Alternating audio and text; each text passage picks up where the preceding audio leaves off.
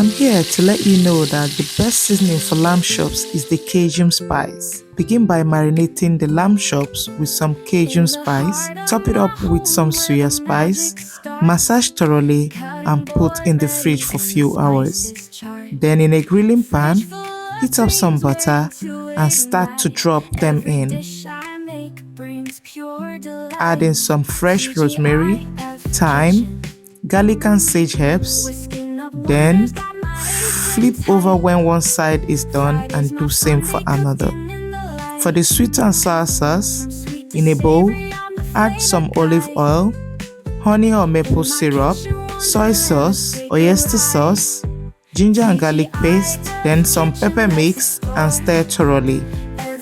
Then add this to your cooking meat and cook till soft. Garnish with some spring onion and some pepper.